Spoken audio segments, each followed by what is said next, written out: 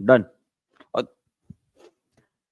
प्यारे परीक्षार्थियों, आप सभी का स्वागत करता है। सबसे पहले माफी चाहते हैं, थोड़ा सा लेट हो चुका है क्योंकि एक न्यूज आई है और वो न्यूज जो है थोड़ी देर में आपको समझ में आ जाएगी। पर उसके पहले मैं आप सभी को बताना चाहूंगा कि जिस तरह से ये एनसीईआरटी सीरीज चल रही हो, जहां पे लगभग 1000 क्वेश्चन से भी हमारे ज्यादा क्वेश्चन हो चुके हैं, और वो 1000 क्वेश्चन भी अगर आपने कर लिए तो ये आपके मोर देन 10 गवर्नमेंट जॉब निकालने के लिए मोर देन सफिशिएंट है। क्योंकि एक क्वेश्चन के जरिए हमने लगभग 4 से 5 क्वेश्चन 10 तक क्वेश्चन बना के आपको पढ़ाया है। तो ये आपका मिशन 2025 यहां से शुरुआत होता है। और आप सभी को बता दो कि ये पूरी सेशन आपके लिए बहुत ही ज्यादा इंपॉर्टेंट, और यहाँ पे जितने भी क्लासेस लिए गए वो सभी के सभी क्लासेस अगर आपने कर लिए तो आपको आने वाले समय में जितने भी गवर्नमेंट जॉब से उन सभी में बहुत बहुत बहुत ज्यादा फायदा होने वाला है, ये हमारी गारंटी है। और साथ में आपको बताना चाहूंगा कि आज की सेशन में हम इतने जबरदस्त क्वेश्चन लाए, और यहां पर सभी लोग एक बार हाथ ऊपर करके बताएंगे कि कौन कौन लोग हैं जो आने वाले DSSS साथ में केवीआर और सीटेट की एग्जामिनेशन पास करना चाहते हैं। एक बार हाथ ऊपर कर देंगे, एक बार हाथ ऊपर कर देंगे सभी लोग। ये मुझे बताएंगे कि आने वाले समय में जो 1-2 महीने में आपको नोटिफिकेशन देखने को मिलने वाला है केवीएस, जो लगभग बहुत सालों के बाद होने वाला है, उसमें बहुत सारी वैकेंसी रहने वाली है। और हमारे लिए वो एक माइलस्टोन, ये एक नसीब में चमकने वाला तारे के समान जो है रहने वाला है। तो मैं आपको बताना चाहूंगा कि उसकी तैयारी और उनके कुछ PYQs आपको फ्री में पढ़ाने वाले हैं। कौन पढ़ना चाहेगा? जो पढ़ना चाहेगा आज कमेंट में जरूर लिखेगा कि सर कल से आपका ये क्लास लगने वाला है, और जहां पर दानी सर आपके सबसे ज्यादा इंपॉर्टेंट PYQs और जितने भी क्वेश्चंस हुए उन सभी को कवर करेंगे, सर और मैं दोनों भी। और यहां पे याद रखना है कि ये सेशन आपके लिए एक वरदान से कम नहीं होंगे, क्योंकि आपको बताना चाहूंगा कि केवीएस जिसमें बहुत बड़ी वैकेंसी, साथ में DSSS में जिसमें वैकेंसी आ चुके हैं, और उसी तरह से आने वाले जुलाई महीने में जो होने वाली सीटेट की एग्जामिनेशन है, इन सभी एग्जामिनेशन के लिए इंपॉर्टेंट PYQ सीरीज चलाने वाले हैं। तो सभी लोग को कल प्रेजेंट रहना है इसी समय के ऊपर, ठीक है? चलेगा? चलो बहुत बढ़िया। तो चलिए सबसे पहले क्वेश्चन के साथ करते हैं। और ये क्वेश्चन देखो कहां पर आया है। ये क्वेश्चन आया आपके सीटेट के एग्जामिनेशन में। चलिए बताइए इसका असर क्या रहेगा। देखिए, ऐसे गोल्डन चांस कभी जिंदगी में दोबारा नहीं आएंगे, ठीक है? क्योंकि इस बार आपका BPSC में बहुत सारी वैकेंसी, यूपी टेट में या यूपी सुपर टेट में हलचल शुरू हो चुके हैं वैकेंसी निकालने की। साथ में केवीएस में बहुत बड़ी वैकेंसी निकलने वाली आपको पता है, और उसी तरह से सीटेट की एग्जामिनेशन है, और DSSS की भी बहुत सारी वैकेंसी है। माने कि 5-5 एग्जामिनेशन की तैयारी एक साथ एक ही क्लास में आपके होने वाले, जो आपके कल से शुरू होने वाले हैं। तो कल जरूर प्रेजेंट रहेगा, जहां पर दानी सर जो है अपने प्यारे से वो एकदम जबरदस्त आपको सभी के लिए क्वेश्चन लाने वाले हैं, ठीक है? तो यहां याद रखिएगा। तो चलिए बताइए इसका आंसर क्या रहेगा। पूछा गया है कि which of the following statement are true about the photosynthesis, और इससे भी जबरदस्त लेवल के क्वेश्चन कल करने वाले, कल बहुत मजा आएगा। चले, in this process solar energy is converted into the chemical energy, ये एग्जैक्टली सही है। In photosynthesis CO2 and H2 are use, ये भी आपका सही है। इन फोटोसिंथेसिस माने कि प्रकाश संश्लेषण में CO2 बाहर निकलती है। बताओ CO2 बाहर निकलती है क्या? जी नहीं, ये एग्जैक्टली आपका रॉन्ग स्टेटमेंट है। और उसी तरह से in photosynthesis O2 is release, बहुत बढ़िया, and carbon monoxide is confuse, यहाँ पे कंज्यूम। कार्बन मोनोऑक्साइड नहीं होता है, वो कार्बन डाइऑक्साइड होता है। माने कि ऑप्शन नंबर सी आपका गलत है, ऑप्शन नंबर डी आपका गलत रहेगा। तो आपका यहाँ पे आंसर क्या रहेगा? ट्रू स्टेटमेंट, माने कि आपका सत्य कथन पूछा गया है, तो आंसर आपका ए और बी रहेगा। माने कि आंसर आएगा आपका ऑप्शन नंबर 4। क्या आएगा? Option number 4 is the correct answer. सबका सही आया है जी?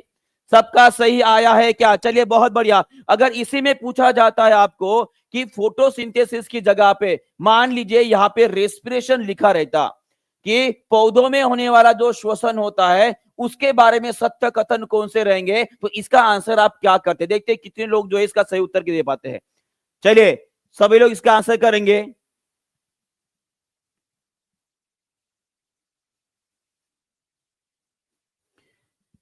बहुत बढ़िया जी, सभी लोग इसका आंसर करेंगे। इसका आंसर करेंगे सभी लोग। क्या रहेगा? अगर फोटोसिंथेसिस की जगह पे यहाँ पे श्वसन अगर लिखा होता तो आपका सही उत्तर क्या होता? पहला तो वैसे भी गलत है, फोटोसिंथेसिस तो होता ही नहीं है। और इसी में आपका आंसर क्या रहना चाहिए कि श्वसन के दौरान क्या किया जाता है? ऑक्सीजन को कंज्यूम किया जाता है और उसी तरह से बाहर क्या निकलता है? कार्बन डाइऑक्साइड और पानी जो है वो बाहर निकलता है। ये आपका सही उत्तर रहेगा। क्या रहेगा? सही उत्तर रहेगा। और हमने ये भी पढ़े हैं कि श्वसन की प्रक्रिया जो है ये ऊर्जा उत्पादन करने वाली प्रक्रिया है। कौन सी प्रक्रिया है? ऊर्जा उत्पादन करने वाली प्रक्रिया है। और वही आपको ये ध्यान में रखना है, जो एक चार्ट मैंने आपको बार बार शेयर किया है, बहुत बार शेयर किया है, कि मैंने अगर आपको पूछा कि किसी सेल में अगर आपका वायवीय श्वसन हो रहा है, क्या हो रहा है? वायवीय श्वसन अगर हो रहा है तो उस वायवीय श्वसन में टोटल एटीपी कितने बनते हैं? और उसी वायवीय श्वसन में, इसी वायवीय श्वसन में अगर आपको पूछा जाए कि माइटोकॉन्ड्रिया के अंदर कितने एटीपी बनते हैं, इसका भी आंसर सभी लोग मुझे देंगे। चलिए बताएंगे इसका आंसर क्या रहेगा। जी फंटेसी टॉप जी, आपका क्वेश्चन मुझे समझ में आ गया है, मैं उसे जो है बिल्कुल क्लियर करूंगा, बस थोड़ा सब्र रखिए, ठीक है। तो वायवीय श्वसन की अगर बात की जाती है तो टोटल एटीपी कितनी बनती है? वो बनती है आपके 38 एटीपी। और वही अगर माइटोकॉन्ड्रिया में पूछा जाता है, किसके बाद ये बात कर रहा हूं? वायवीय। और वायवीय श्वसन का मतलब क्या होता है? जिसमें ऑक्सीजन की मदद से क्या किया जाता है? ऑक्सीडेशन किया जाता है। तो इसमें बनते हैं आपके 36 एटीपी। बचे 2 एटीपी। वो 2 एटीपी कहां पर बनते हैं? चलिए सभी लोग आंसर करेंगे, देखते हैं कितने लोग इसका सही उत्तर करते हैं। 36 हो गए, 2 बच गए। अब 2 एटीपी कहां पर बनेंगे? वो 2 एटीपी कहां पर बनेंगे? 2 एटीपी बनते हैं आपके कौन सी प्रोसेस से? साइटोप्लाज्म में बनते हैं। कहां पे बनते हैं? ये बनते हैं आपके कोशिका द्रव्य में बनते हैं। कहां पे बनते हैं? कोशिका द्रव्य में बनते हैं। कौन सी प्रोसेस से बनती है? उसका नाम है आपका ग्लाइकोलिसिस। उसे हम क्या बोलते हैं? ग्लाइकोलिसिस के नाम से जाना जाता है। और इसमें कितने एटीपी बनते हैं? 2 एटीपी। तो टोटल 36 प्लस 2 कितने हो गए? 38 एटीपी। कितने हो गए? 38 एटीपी। क्लियर है? क्लियर है, बहुत बढ़िया। और अगर आपको पूछा जाता है कि इस ग्लाइकोलिसिस के दौरान क्या उत्पाद मिलते हैं, चलिए देखते हैं कितने लोग आंसर करते हैं। ग्लाइकोलिसिस, जो वायवीय श्वसन और अवायवीय श्वसन, जिसे हम एरोबिक एंड एनएरोबिक रेस्पिरेशन बोलते हैं, दोनों में एक कॉमन स्टेज होती है। दोनों में भी कॉमन स्टेज होती है। और वहां पर जो प्रोसेस होती है उसमें आपको क्या निकल के बाहर आता है? उसमें आपको क्या मिलेगा? इसमें मिलेगा आपको पायरुविक एसिड। क्या मिलेगा? पायरुविक एसिड मिलेगा। ये आपको ध्यान में रखना है। क्लियर है जी? क्लियर है? आगे बढ़े, चलिए आगे बढ़ते हैं। बहुत बढ़िया। नेक्स्ट क्वेश्चन आप सभी के लिए बताइए। इसका आंसर फिर से एक बार सीटेट 2021 में पूछा गया क्वेश्चन है और ऐसे ही जबरदस्त क्वेश्चन है। मैं आपको बोल रहा हूं ना कि ये जो सीरीज रहेगी, जो आपकी कल से शुरुआत होने वाली है, ये आपके लिए एक वरदान और आपके पूरे कंसेप्ट क्लियर करने वाली रहने वाली है। क्योंकि यहाँ पे ना बल्कि किसी एक एग्जाम के बारे में बात कर रहा हूं, तो हमारे भारत में इस 2025 में होने वाले जितने भी टीचिंग एग्जामिनेशंस रहेंगे, उन सभी एग्जामिनेशन के लिए आपको काम आने वाली वो सीरीज रहने वाली है। ठीक है, तो सभी लोग कल उसे जरूर ज्वाइन कीजिएगा। ठीक है, कोई भी मिस नहीं करेगा, नहीं तो शायद हो सकता है कि आपकी तकदीर आपको रूट कर चली जाए। ठीक है, ऐसा भी हो सकता है। तो सभी लोग इसका आंसर करेंगे। मिसल्स माने की खसरा, ये एक प्रकार की बैक्टीरिया जन्य बीमारी है। सही है या गलत है? चलिए एक एक स्टेटमेंट पढ़ूंगा, सभी लोग वहां पे आंसर करेंगे। एक एक स्टेटमेंट पढ़ूंगा, सभी लोग वहां पे आंसर करेंगे। बोला गया है मिसल्स माने की खसरा जो होती है ये बैक्टीरिया जन्य बीमारी होती है क्या? तो मैंने आप सभी के लिए टीचिंग परीक्षा और साइंस बाय टीपी इस टेलीग्राम चैनल के ऊपर एक बहुत ही बढ़िया एक टेबल आपको शेयर किया था। अगर आपने नहीं पढ़ा है तो मैं आपको बताना चाहूंगा, ये वो टेबल है। अगर आपको दिखाई नहीं दे रहा है तो आपके साथ मैं इसे थोड़ा जूम करके बताऊंगा।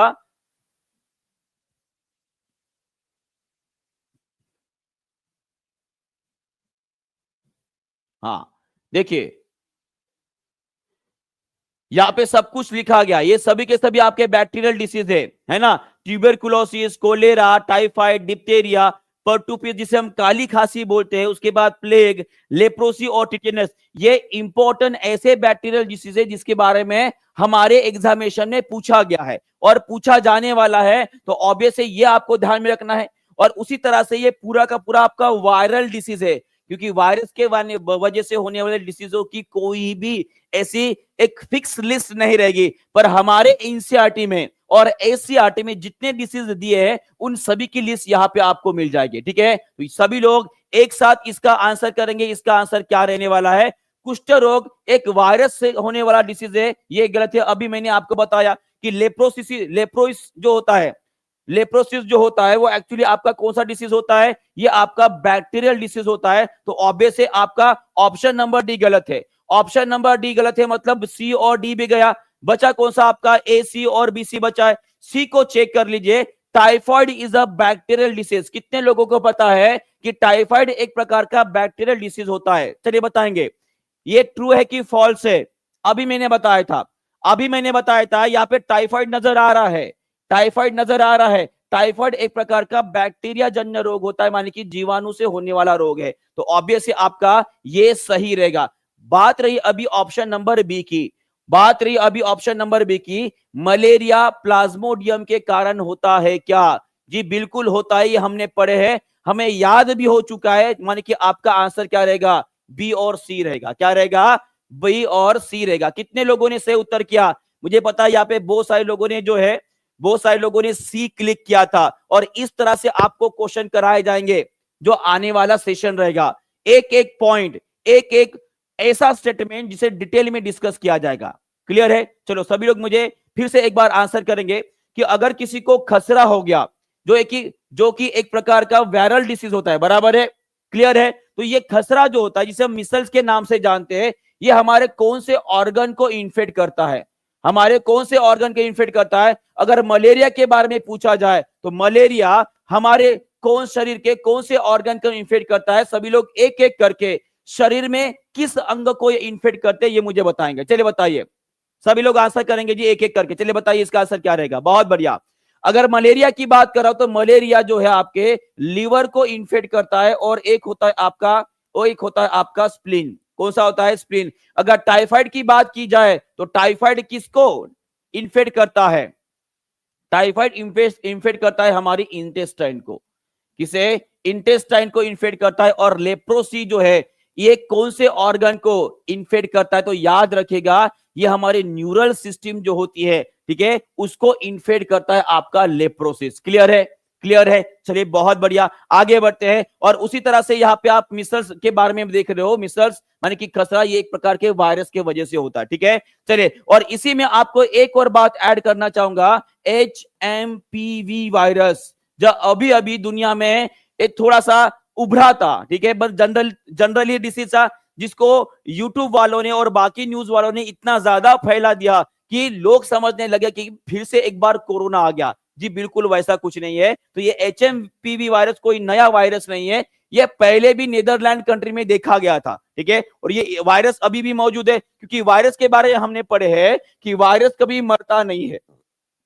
वायरस कभी मरता नहीं है, वो जब किसी बॉडी के अंदर प्रवेश कर जाए वो फिर से जिंदा हो जाता है। क्लियर है? क्लियर है? चलिए बहुत बढ़िया, आगे बढ़ते हैं। उसके बाद एक और जबरदस्त क्वेश्चन, सोचने पे मजबूर कर देंगे, कल आपको बता रहा हूं। और इसी लेवल के कल क्वेश्चन पढ़ेंगे। ठीक है, कोई भी एग्जामिनेशन रहे, चाहे 10 गवर्नमेंट एग्जामिनेशन रहे या हमारे भारत में आने वाले जितने भी अभी टीचिंग एग्जामिनेशन रहे, चाहे रीट क्यों ना रहे, चाहे किसी भी स्टेट की क्यों ना रहे, सभी में इंपॉर्टेंट है। चलिए बताइए, चलिए सब लोग इसका आंसर करेंगे। इसका आंसर क्या रहेगा जी? एक एक करके, और आंसर कैसे सॉल्व करना ये भी आपको पढ़ाएंगे। अब इतना बड़ा क्वेश्चन देखकर तो पहले तो भाई साहब फट जाती है ना, कि इतना बड़ा क्वेश्चन कितना ज्यादा टाइम कंज्यूम कर लेगा। पर जो आपको 101% पता है उसको पहले सॉल्व कर लीजिए। कैसे सॉल्व करेंगे? जैसे मैंने अभी अभी आपको एक ट्रिक करके बताएगा कि सर बेकिंग सोडा को कैसे पहचानेंगे। बेकिंग मतलब क्या होता है? पकाने के लिए। और पकाने के लिए कौन सा क्या पकाते हैं? क्या पकाते हैं? भुजिया पकाते हैं। और भ माने कि आ गया सोडियम बाइकार्बोनेट। क्या आ गया? Sodium bicarbonate. जोड़ी देख लो कहां पे? एफ की आगे 2 के साथ, एफ के आगे 2 के साथ। अब देखो भाई साहब, बस एक ही ऑप्शन में आपका आंसर आया। ये भी ट्रिक है। देखिए, इंटेलिजेंट होना ये कोई बड़ी बात नहीं है। ठीक है, पर उस इंटेलिजेंस का सही ढंग से उपयोग करना और कम से कम समय में प्रश्न को सॉल्व करना, यह सबसे इंपॉर्टेंट बात होती है, क्योंकि वहां पे आपका इंटरव्यू नहीं होने वाला है, ठीक है, और ना ही वहां पे पूछा जाएगा कि कैसे इतने जल्दी सॉल्व किए। भाई मुझे पता है मुझे कैसे सॉल्व करना है, बस एक ही ऑप्शन में आपका आंसर आ गया। ऑप्शन नंबर ए की जोड़ी लगा दी मैंने 2 के साथ, सोडियम बाइकार्बोनेट, बस हो गया खत्म, खलास। Option number 1 is the correct answer. सबको समझ में आ गया? अब बाकी चेक कर लो, अब बाकी चेक कर लो, देखो कैसे सॉल्व करोगे। बको ए का आ गया 4 के साथ, स्लैक लाइम क्या आ गया, कैल्शियम हाइड्रोक्साइड, जी बिल्कुल सही है। बी का आ गया 6 के साथ, बी का आ गया 6 के साथ, टेबल सॉल्ट माने कि खाने का नमक, उसको भाई साहब वो नींद में भी उठा के बोल लोगे तो वो बता देगा सोडियम क्लोराइड होता है। उसके बाद लाइमस्टोन को क्या बोला जाता है, वो बोला जाता है कैल्शियम कार्बोनेट, तो लाइमस्टोन का आंसर आ जाएगा आपका कैल्शियम कार्बोनेट के साथ। कॉस्टिक सोडा, कॉस्टिक सोडा को सोडियम हाइड्रोक्साइड बोला जाता है, तो ऑब्वियस है वो भी आपका आंसर आ गया। क्या छुपा है जी, ये यहां पर छुपा है। बचा कौन, आपका क्विक लाइम, और क्विक लाइम का मतलब क्या, आज ही मैंने बीपीएससी में क्वेश्चन लिया था, ये क्विक लाइम की जोड़ी आ जाएगी आपकी कैल्शियम ऑक्साइड माने कि सीओ के साथ, और सीओ में अगर मैंने क्लोरीन को ऐड कर दिया तो सभी लोग मुझे बताएंगे आपको क्या मिलेगा।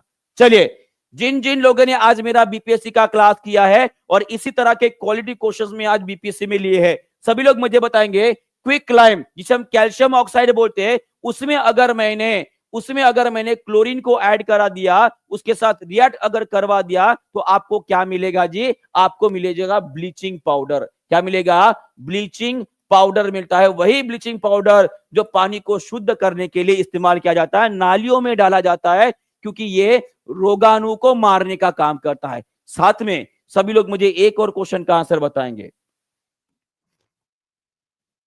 ब्लीचिंग पाउडर है ना, ये हमारे लिए इंपॉर्टेंट है।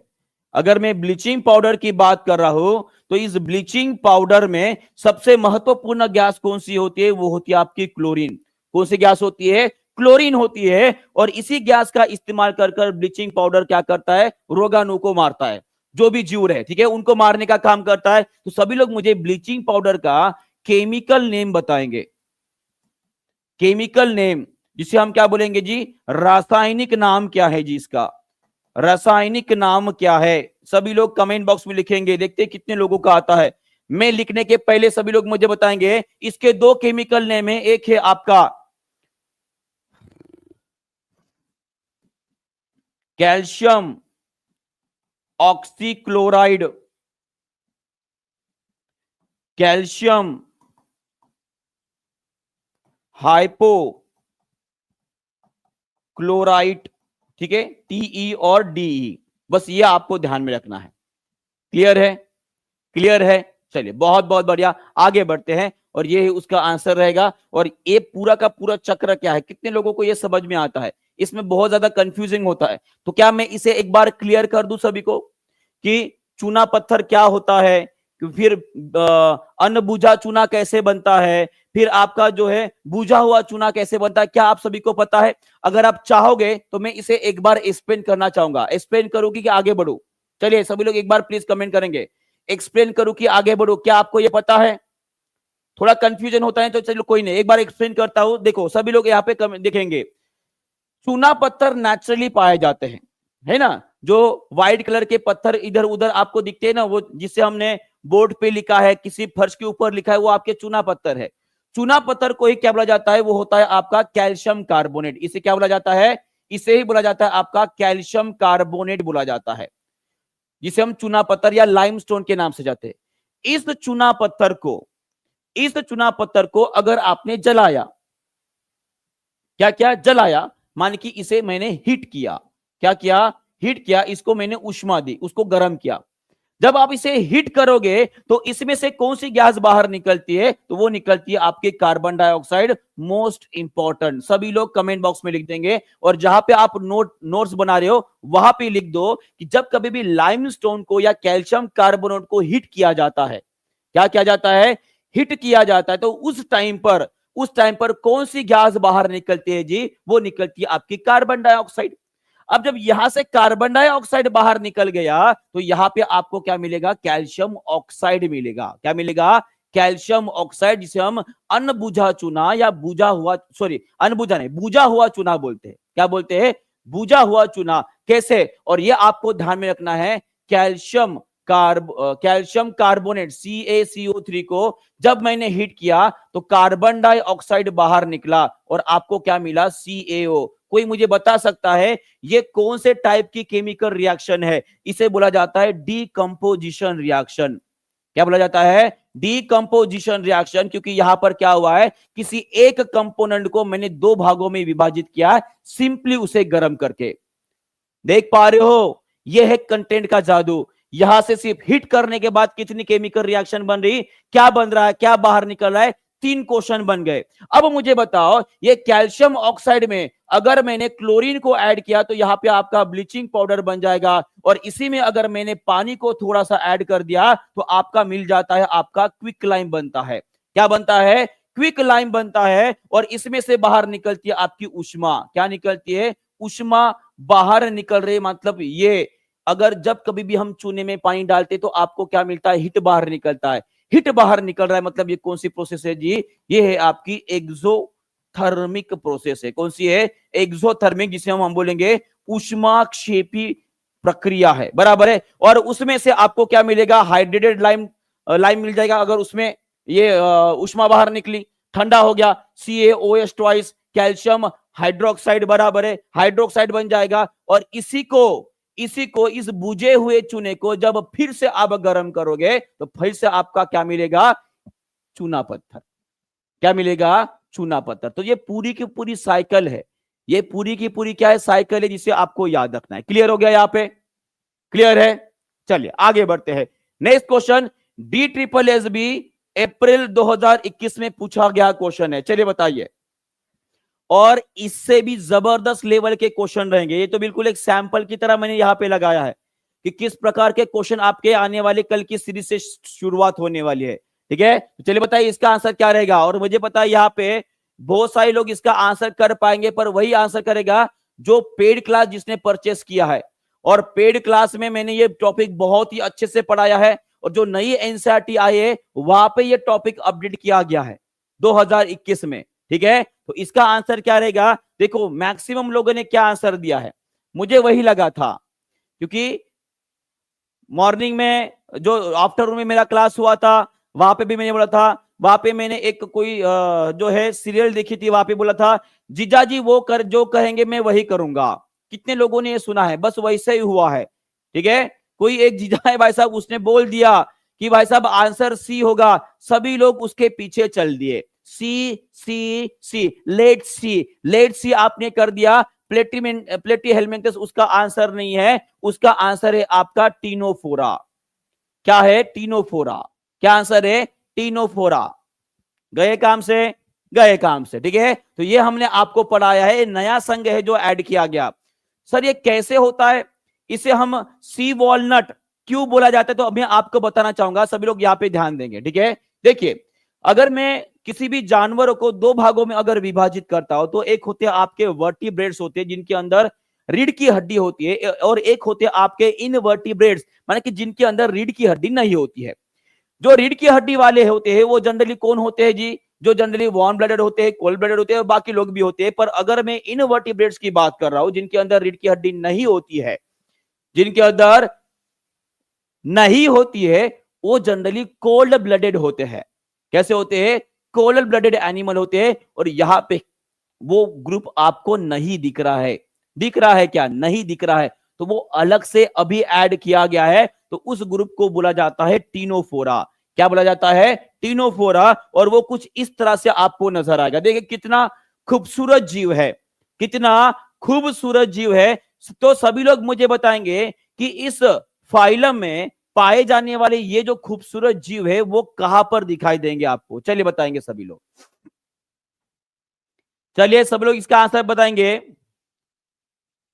चलिए सभी लोग इसका आंसर बताएंगे कि टीनोफोरा इस ग्रुप में पाए जाने वाले जो जीव है आपको कहां पर मिलेंगे? अगर किसी जीव में प्रकाश बनाने की खुद की एक क्षमता है, प्रकाश बनाने की खुद की अगर क्षमता है, तो वो ऐसी जगह पे मिलते हैं जहां पे अंधेरा हो। कहां पे हो? अंधेरा हो। और ये अंधेरा आपको ऐसी जगह पे मिलता है जो कि बहुत ही ज्यादा गहरी महासागरों में पाया जाए। ठीक है, गहरी महासागरों में पाया जाता है जहां पे अंधेरा होता है, और इन जीवों के अंदर खुद को प्रकाशित करने के लिए और अपनी शिकार वैसे भी और अपना जो मार्ग है उनका चलने का या दौड़ने का उसको प्रकाशित करने के लिए प्रकृति ने उनके अंदर जो है एक प्रॉपर्टी दी है, उसे बोला जाता है बायोलुमिनेसेंस। क्या बोला जाता है? बायोलुमिनेसेंस बोला जाता है। माने कि ऐसे जो प्राकृतिक तरीके से खुद की ऊर्जा को इस्तेमाल करके वो प्रकाश बना सकते हैं। क्लियर है? तो इसे ही बोला जाता है। और इसे वॉलनट क्यों बोला गया होगा? वॉलनट का मतलब होता है अखरोट। कितने लोगों ने अखरोट खाया है? वॉलनट देखा होगा भाई साहब, बस इसी तरह से आपको दिखता है।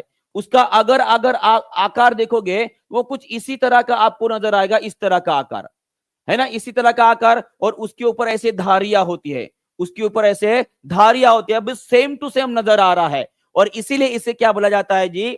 इसीलिए इसको बोला जाता है वॉलनट, सी वॉलनट बोला जाता है। ठीक है, क्लियर है? चलिए, बहुत बहुत ये आपको समझ में आ गया है। ठीक है, और उसी तरह से जो आपने प्लेटी हेलमिंथस बोला था, मुझे पता था आप वही बोलने वाले हो। ठीक है, क्योंकि वो अंदर से सेंस आ जाता है। प्लेटी हेलमिंथस एक ऐसा जीव का वर्ग है जहां पर पाए जाने वाले जीव जो है जनरली चपटे होते हैं। कैसे होते हैं? फ्लैट होते हैं। उसका उदाहरण आपको याद रखना है, जैसे कि प्लानेरिया हो गया, प्लानेरिया, टैप वॉर्म हो गया। और उसी तरह से एक और क्वेश्चन पूछा गया है। क्वेश्चन कौन सा है कि प्लेटी हेलमिंथस में पाए जाने वाले वो जीव जो होते हैं उनके अंदर उत्सर्जन वाला अंग कौन सा होता है? उत्सर्जन अंग कौन सा होता है? किसी को इसके बारे में पता है क्या? कोई बता सकता है? कोई बता सकता है? किसी को थोड़ी बहुत आइडिया? किसी को थोड़ी बहुत आइडिया तो होगी, क्या रहेगा? क्योंकि इसके बारे में मैंने बीपीएससी टीआई 3.0 में एक्सप्लेन किया था। बीपीएससी टीआई 3.0 का जो मैंने महा लेक्चर लिया था उसमें मैंने एक्सप्लेन किया था कि कुछ जीव जो प्लेटी हेलमिंथस जैसे जीव होते हैं उनके अंदर होती है फ्लेम सेल। क्या होती है? फ्लेम सेल, जिसे हम ज्वाला कोशिका बोलते हैं। क्या बोलते हैं? ज्वाला कोशिका बोलते हैं। ये ज्वाला कोशिका जो है वो उत्सर्जन में मदद करता है इनको। किनको? प्लेटी हेलमिंथस को। किसको? प्लेटी हेलमिंथस को। ये आपको याद रखना है। क्लियर है? क्लियर है? अब इसे याद कैसे रखेंगे? इसे याद कैसे रखेंगे?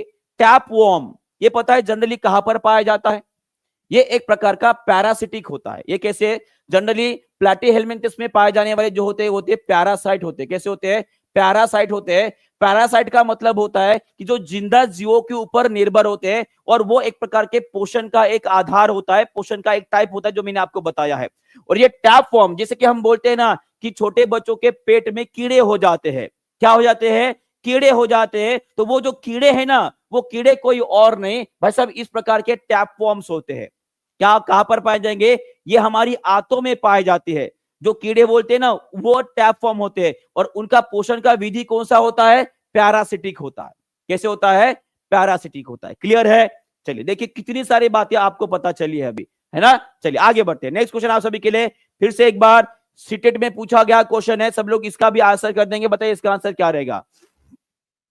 ये एकदम इजी क्वेश्चन है, कोई भी इसका आंसर गलत नहीं करेगा। अभी बताइए,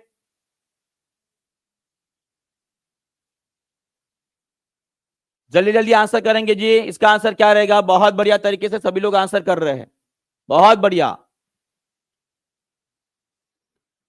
फैट सोलुबल विटामिन पूछा गया है। फैट सोलुबल माने कि वसा में घुलनशील कौन से होते हैं, ये पूछा गया है। वसा में घुलनशील विटामिन कौन से होते हैं? तो हमने पढ़े हैं KEDA, कीड़ा। ये वसा में घुलनशील होता है, तो बी तो होता नहीं है, सी भी नहीं होता। यहाँ पे बी कैंसिल कर दो, यहाँ पे सी कैंसिल, तो आपका आंसर ऑप्शन नंबर सी आएगा। ऑप्शन नंबर क्या आएगा? सी आएगा। उसी तरह से मैं आपको एक बात पूछना चाहूंगा कि ये वसा में घुलनशील जितने विटामिन है, वसा में घुलनशील जो विटामिन है वो कहां पर स्टोर किए जाते हैं? कहां पर स्टोर किया जाता है? वो जमा किए जाते हैं हमारे शरीर के अंदर। कहां पर जी? लीवर के अंदर। किसके अंदर? लीवर के अंदर। और जनरली आपके आपके जो वाटर सोलुबल विटामिन होते हैं, जो वाटर सोलुबल विटामिन होते हैं, उनमें आते हैं आपके बी और सी।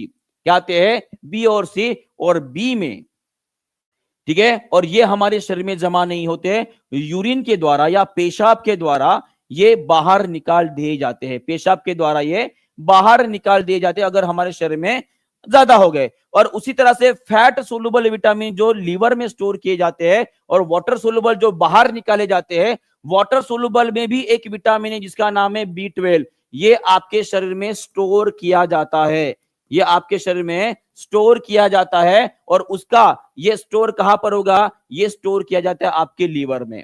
कहां पे किया जाता है, लीवर में स्टोर किया जाता है। और सभी लोग मुझे बताएंगे कि ये जो आप मैंने यहाँ पे B12 विटामिन लिखा है, इसका केमिकल नेम क्या है, इसका केमिकल नेम क्या है, केमिकल नाम क्या है, रासायनिक नाम क्या है, सभी लोग इसे कमेंट बॉक्स में जरूर लिखेंगे। क्लियर है?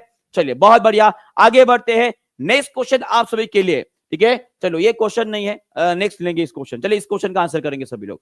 वो बहुत छोटा हो गया तो आपको दिखाई नहीं देगा, ठीक है, उसे जूम भी करूंगा तो वो भी उतना क्लियर नहीं आएगा। सभी लोग इस क्वेश्चन का आंसर करेंगे। चलिए बताइए इस क्वेश्चन का आंसर क्या रहेगा। फिर से एक बार आप सभी को बताना चाहूंगा, फिर से एक बार आप सभी को बताना चाहूंगा कि कल से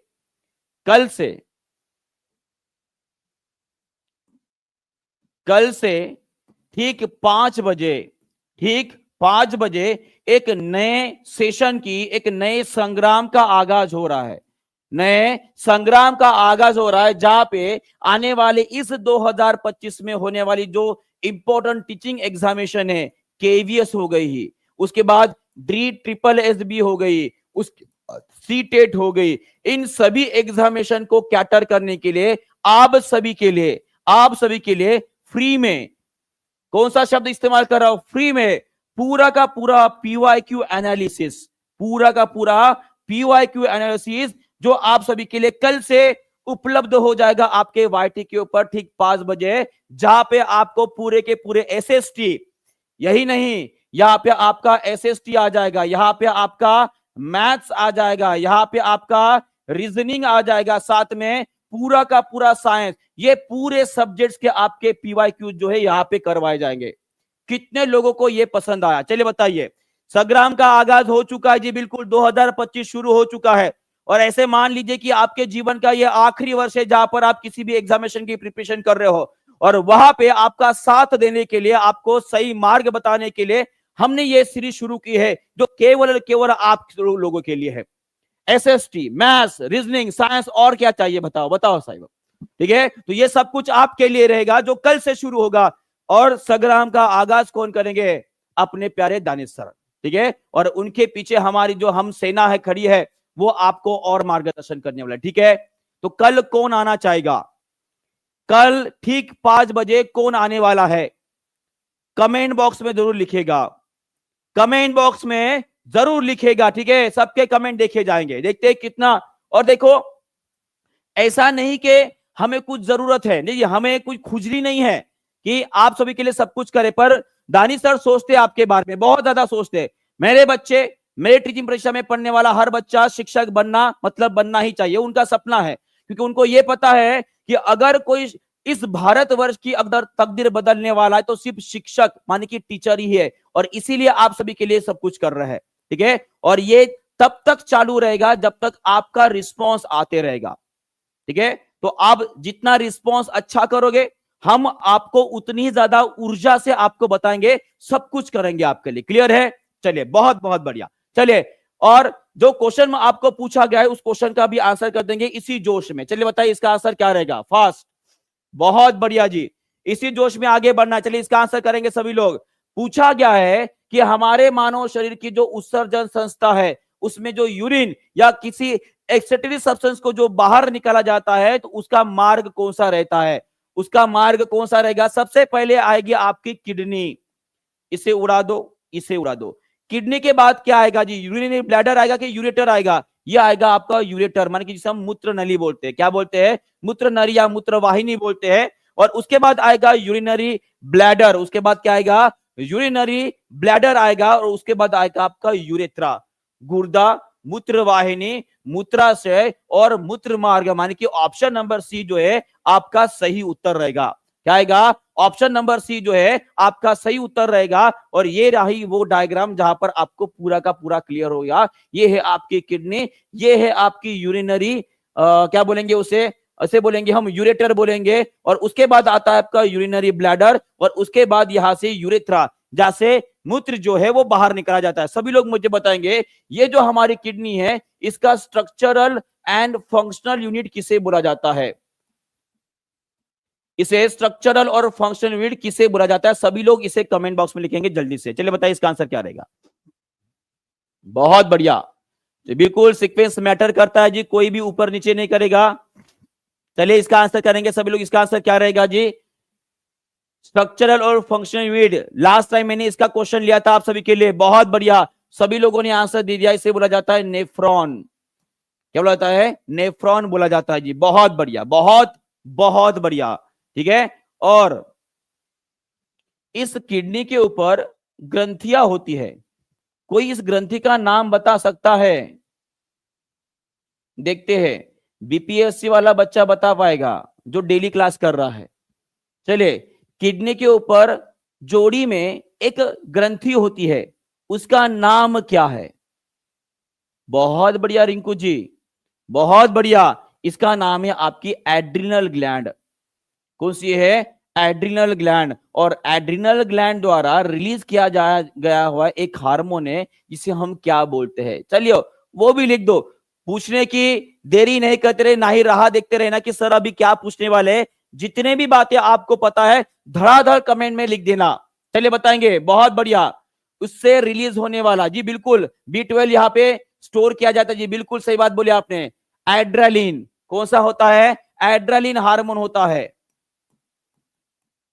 ये एड्रेलिन हार्मोन को एक नाम से जाना जाता है, इसे बोला जाता है 3F हार्मोन। क्या बोला जाता है? 3F हार्मोन बोला जाता है। ये आपको ध्यान में रखना है। और उसी तरह से ये जो हमारे नेफ्रॉन्स होते हैं, ये जो हमारे नेफ्रॉन्स होते हैं, जो हमारे किडनी की स्ट्रक्चर और फंक्शनल यूनिट माने जाते हैं, इन नेफ्रॉन्स के ऊपर एक हार्मोन काम करता है जिसे बोला जाता है ADH हार्मोन। इसे क्या बोला जाता है? ADH hormone, anti diuretic hormone, या इसे ही दूसरा नाम है, इसे ही वासोप्रेसिन बोला जाता है। इसे क्या बोला जाता है? वासोप्रेसिन बोला जाता है। और ये हार्मोन हमारे ब्रेन के द्वारा रिलीज की जाती है, उसमें होती है आपकी पिट्यूटरी ग्लैंड। और ये क्या करती है? ये आपका पानी का अवशोषण करने में मदद करते हैं, पानी का अवशोषण करने में मदद करते हैं। माने कि हमारे शरीर में अगर पानी की मात्रा कम हो गई, अगर हमारे शरीर में पानी की मात्रा कम हो गई, तो किडनी से पानी को, जो हमारा यूरिन बन रहा है, उसे पानी को फिर से एब्जॉर्ब करने में मदद करने वाला हार्मोन आपका ADH हार्मोन रहेगा। और उसी तरह से आपके शरीर के अंदर जो ब्लड प्रेशर होता है उसे भी मेंटेन करने का काम कौन करता है? ये ADH हार्मोन करता है। क्लियर है सभी को? क्लियर है? चलिए बहुत बढ़िया, आगे बढ़ते हैं। और ये रहा हमारा वो पूरा का पूरा डाइजेस्टिव सिस्टम, ठीक है। वही सभी क्वेश्चन में कवर कराऊंगा with diagram, with graphics, with animation and best teaching style and content के साथ, ठीक है। चलिए बहुत बढ़िया। तो देखो बहुत सारी चीजें हम पढ़ने वाले, ये बस कुछ सैंपल क्वेश्चंस है जो मैं आज लेकर आया हूं, ठीक है। इतने डिटेल में हम पढ़ने वाले, उत्सर्जन संस्था हो गई, डाइजेस्टिव सिस्टम, उसके बाद हमारी ये जो ऑर्गन सिस्टम होती है, रेस्पिरेटरी सिस्टम, उसको भी मैं एक्सप्लेन करके बताऊंगा पूरे डिटेल में। क्लियर है? चलिए देखते हैं, इसका आंसर करेंगे सभी लोग। सीटेट 2019 में पूछा गया क्वेश्चन, इसका भी आंसर कर देंगे। दूध में कौन से न्यूट्रिएंट्स पाए जाते हैं? फास्ट फास्ट, जल्दी जल्दी आंसर करो।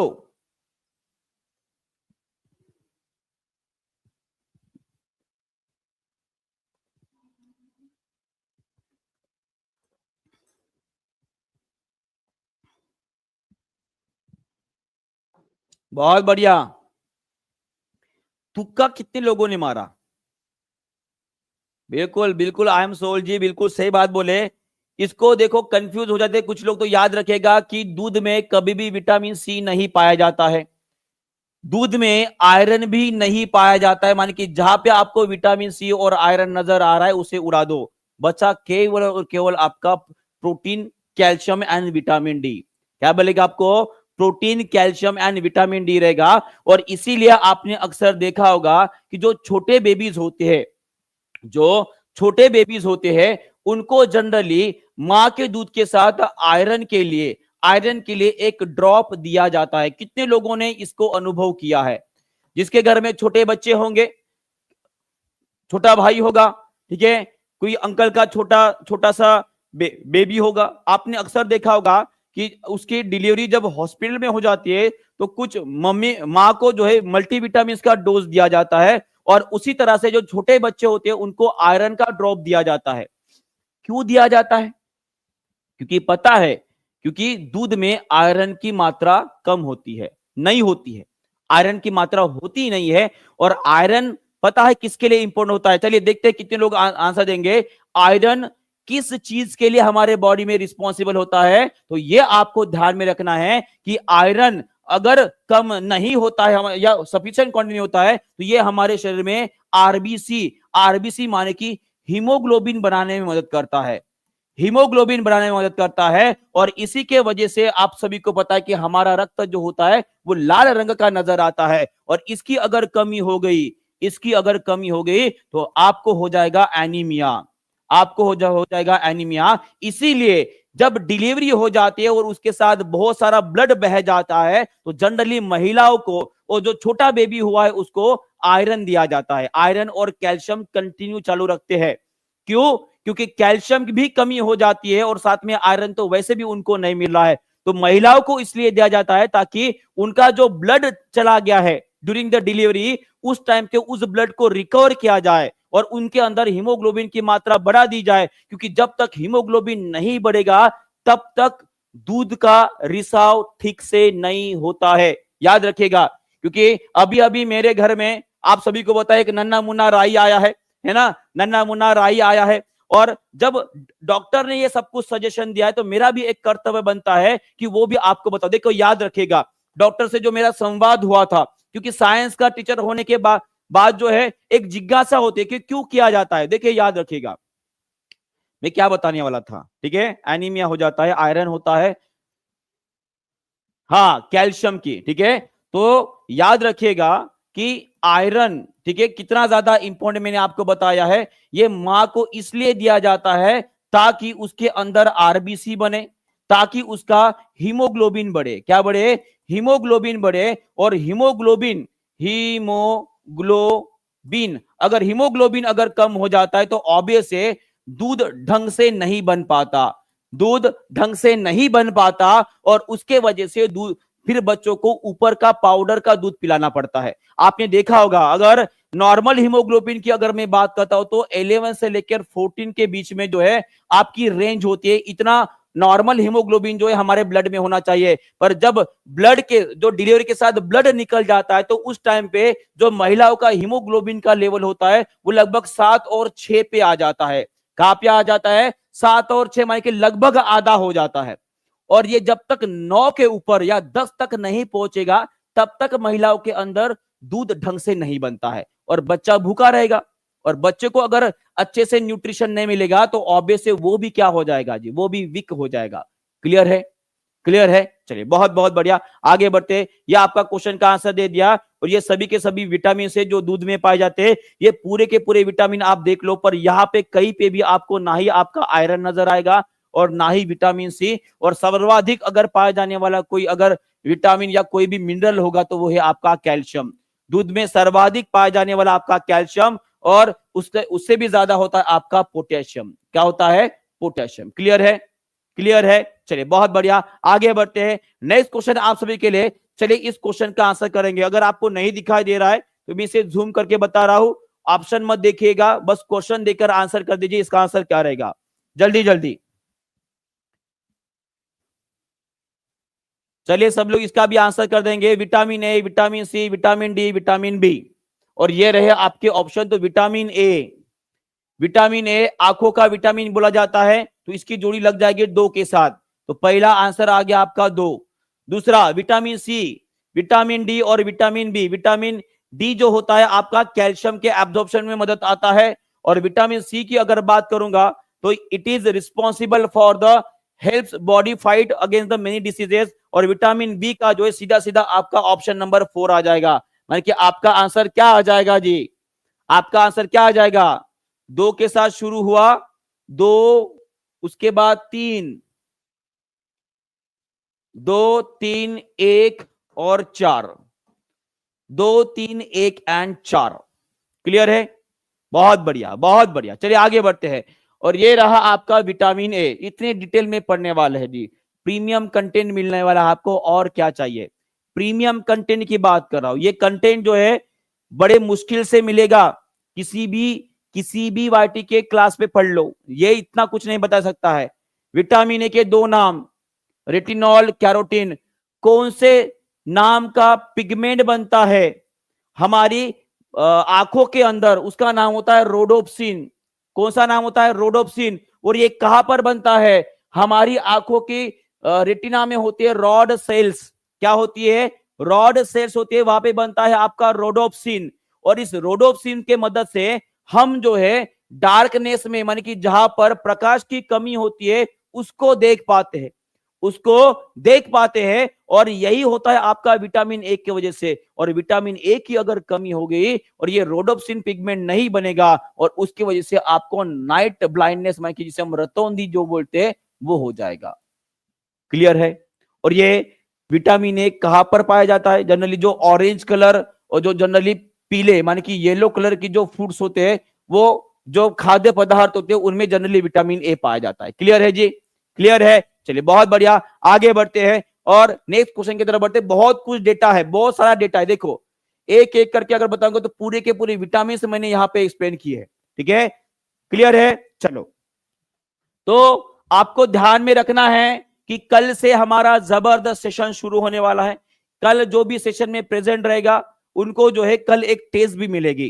ठीक है? कल हमारी एक टेस्ट भी होगी जो आपका एसएसटी और जो साइंस की एक कंबाइंड टेस्ट रहेगी, जो आपको कल मिलेगा। और वो टेस्ट उन्हीं लोगों को मिलेगा जो लाइव रहेंगे। ठीक है? तो अगर आप कल से अपनी जो है शिक्षक की तैयारी, बनने की तैयारी अगर शुरू करना चाहते हो, तो कल सभी लोग 5 बजे प्रेजेंट रहेगा। और जो प्रेजेंट रहेगा कमेंट बॉक्स में जरूर लिखेगा कि सर आई एम प्रेजेंट। क्या लिखेगा? आई एम प्रेजेंट लिखेगा, और टीचर बनने की तैयारी में लग जाएंगे। क्लियर है?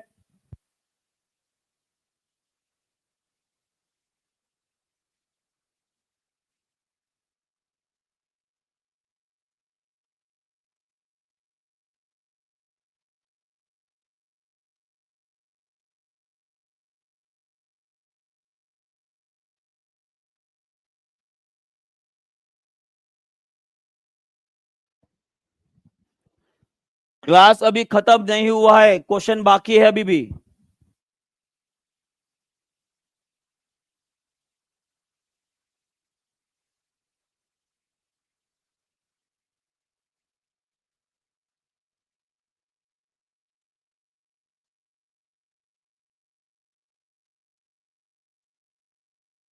आप सभी के लिए सरप्राइज है, कोई कहीं पे भगने वाला नहीं है। इतना कुछ अगर आपके लिए कर रहे हैं तो सरप्राइज तो देख ही सकते हैं। और जो लोग सरप्राइज देखने के लिए तैयार है, सभी लोग हाथ ऊपर कर लेंगे एक बार, है ना जी? चलिए बहुत बढ़िया, बहुत बढ़िया।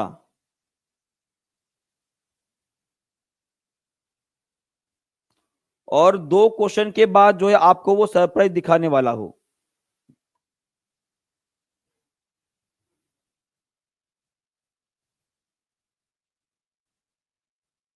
हाँ, इसे बोला जाता है जज्बा, इसे बोला जाता है हिम्मत। ठीक है? तो इसका आंसर सभी ने कर दिए, इसका आंसर सभी ने कर दिए जी। बहुत बढ़िया, बहुत बढ़िया। अंकिता जी, दीप्ति जी, धर्मेश जी, सभी का स्वागत करते हैं जो अभी तक बने हैं। ठीक है? चलो, इसका आंसर क्या रहेगा? एक पिंड का रेखीय संवेग P तथा द्रव्यमान अगर m है तो गतिज ऊर्जा क्या रहेगी? ये क्वेश्चन का आंसर सभी लोग कर देंगे। और यहाँ पे आंसर भी आ रहा है कि यहाँ पे, हाँ, भागने की फिराते हैं, मुझे पता है, क्योंकि शाम हो गई है, भूख लग गई होगी, नहीं तो कहीं घूमने के लिए बाहर जाने वाले होंगे, है ना? हाँ, तो सभी लोगों ने आंसर कर दिया। इसका आंसर रहेगा आपका ऑप्शन नंबर डी। क्या रहेगा? Option number D. कैसे रहेगा सर? देखो आपको बताता हूं। हम सभी को पता है कि काइनेटिक एनर्जी का मतलब क्या होता है। काइनेटिक एनर्जी मतलब होता है half m into v square होता है, बराबर है? अगर मैं एक काम करूं, हाफ एम को एम से मल्टीप्लाई कर दूं, वी स्क्वायर को एज इट इज रखूं, तो इस एम को बैलेंस करने के लिए मुझे एम से डिवाइड करना पड़ेगा। माने कि यहां पे आपको मिल रहा है half m square v square divide by m. और हम सभी को पता है यहां पे अगर मैंने इसे ऐसे लिखा m v whole square divide by m, तो यहां पे हाफ एम वी का मतलब क्या होता है, होता है आपका लीनियर मोमेंटम माने कि रेखीय संवेग, इसका स्क्वायर आ जाएगा और नीचे आ जाएगा एम। तो आपका आंसर आ गया ये ऑप्शन नंबर डी। क्या आ गया? ऑप्शन नंबर डी आ गया। क्लियर है? चलिए बहुत बहुत बढ़िया, आगे बढ़ते हैं। नेक्स्ट क्वेश्चन आप सभी के लिए बताइए, इसका आंसर क्या रहेगा? अभी अभी लॉस एंजलिस में जो है एक आग लगी थी अमेरिका में, कितने लोगों को इसके बारे में पता है?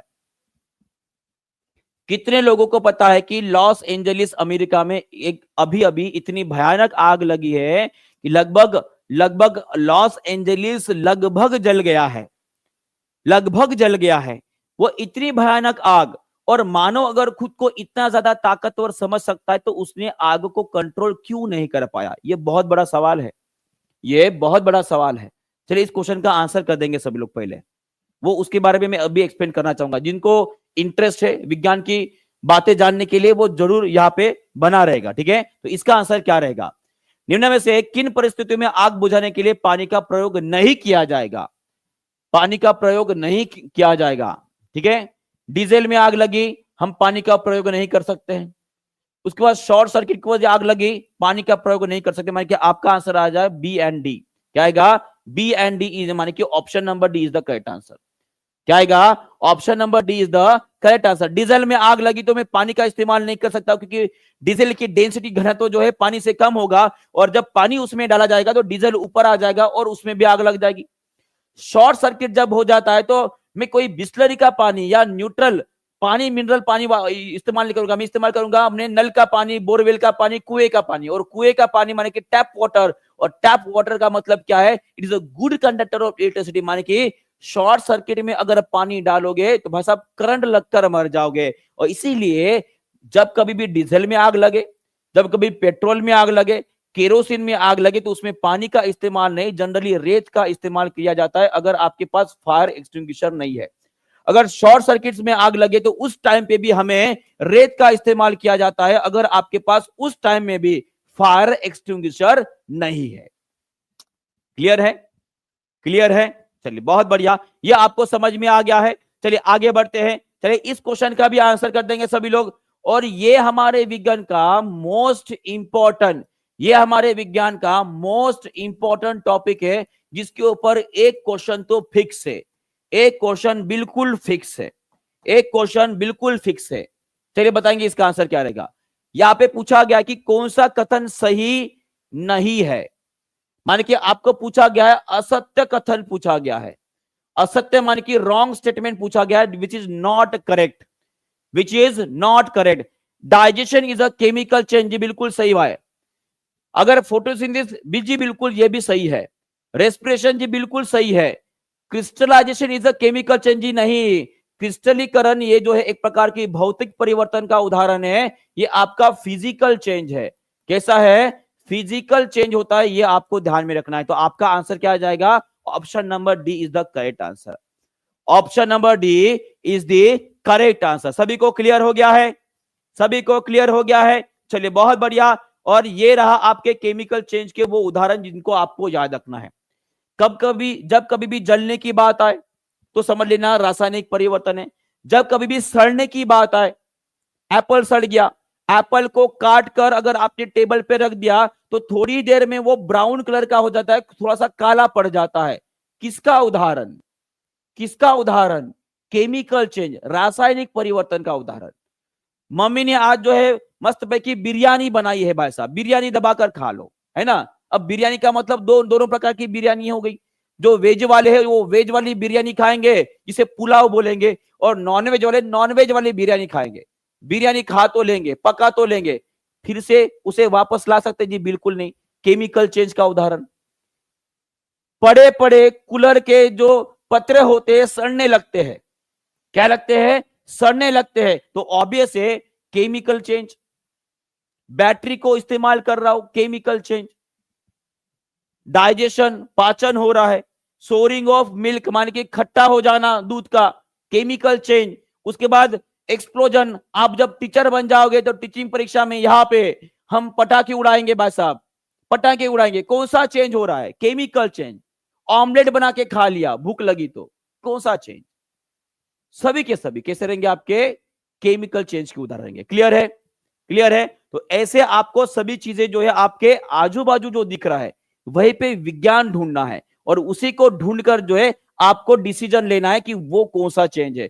जब तक आप अपने विज्ञान को अपने आसपास नहीं ढूंढोगे तब तक विज्ञान आपके पल्ले नहीं पड़ने वाला है। क्लियर है, चलिए बहुत बढ़िया। और देखो आई एम सोल जी ने बहुत बढ़िया उदाहरण दिया है, मोमबत्ती का जलना, ये दोनों भी उदाहरण रहेगा जी। बिल्कुल, जब मोमबत्ती जलती है तो जब केमिकल ऊर्जा होती है मोम की, वो परिवर्तित हो रही है आपकी उष्मा और प्रकाश में, और जो मोम का पिघलकर नीचे गिरना होता है वो होता है आपका किसका उदाहरण होता है, वो होता है आपका भौतिक परिवर्तन, माने कि